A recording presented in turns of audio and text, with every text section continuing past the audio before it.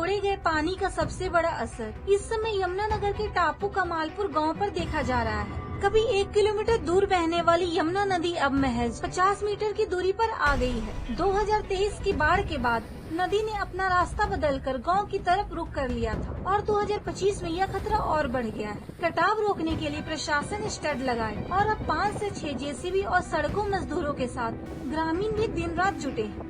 लेकिन यमुनानगर का बहाव लगातार जमीन निगल रहा है। कई एकड़ खेत पहले ही नदी में समा चुके हैं। दहशत के बीच ग्रामीण यमुना को शांत करने के लिए पूजा अर्चना भी कर रहे हैं। ढोल नगाड़ों के साथ चुनरी, चूड़ी और नारियल चढ़ाकर ग्रामीण यमुना मैया से गांव को बचाने की गुहार लगा रहे हैं। ऐसा है, जो लेबर कुछ तो आई हुई है, लेकिन जो लेबर है वो परफेक्ट नहीं है कि नीचे यमुना में उतर के वो इतना साहस कर ले कि देखिए तो मौत के मुंह में जाने वाली बात है।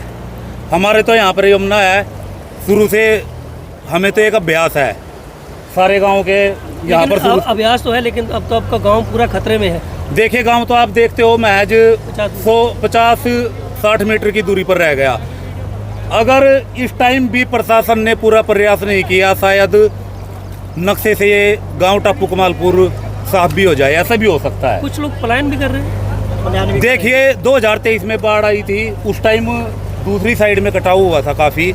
उस समय भी काफ़ी लोगों ने पलायन शुरू कर दिया था, क्योंकि चलो हमें अपनी जान की, लेकिन जो हमारे मवेशी हैं, जो बच्चे हैं, उनकी हिफाजत के लिए तो कुछ लोग कर रहे हैं पलायन। लगा तब तक यहाँ पे कुछ सुधार नहीं हो सकता। गांव की स्थिति बहुत दयनीय है, खराब स्थिति में है इस टाइम गाँव को अगर बचाना है तो सरकार को जो है इसमें सहयोग करना पड़ेगा। अब गांव वाले लगे हुए हैं, पूरे गांव वाले लगे हुए हैं इसमें, और गांव वाले पूरी जी तोड़ मेहनत कर रहे हैं यहाँ पे गांव को बचाने के लिए, ज़मीन को बचाने के लिए। काफ़ी नुकसान हो रहा है, बहुत तादाद में नुकसान हो रहा है। कितना कटाव मानते हैं, कितना अंदर तक जमुना आ चुकी है? ये जमुना कम से कम भी 8 एकड़ ज़मीन जो है भूमि हमारी निकल चुकी है। 5-4 आदमियों की जो ज़मीन है, ये 8 एकड़ कम से कम ज़मीन जमुना में सुहा हो चुकी है।